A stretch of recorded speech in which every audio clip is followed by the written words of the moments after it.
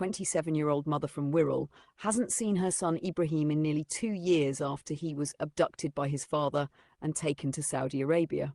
Ibrahim was just 6 years old when in November 2022 his father Hamza Faraj picked him up from school for what was meant to be a weekend visit. But instead, Hamza disappeared, his flat was cleared out, his phone was off, and he had blocked Ranem on all social media. Ranem had previously warned authorities, including the courts, social services, and even the embassy, that she feared her ex-husband might take their son abroad. She was repeatedly told not to worry because she had possession of Ibrahim's British passport. What no one realised at the time was that Hamza had applied for a separate Saudi passport for the child, allowing them to fly out of Manchester Airport undetected.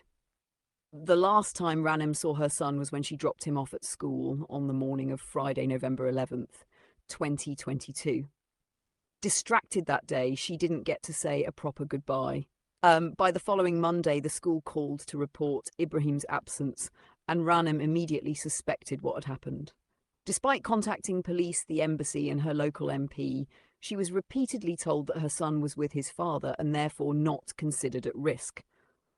By the time officials realised Hamza had left the country with Ibrahim, it was already too late.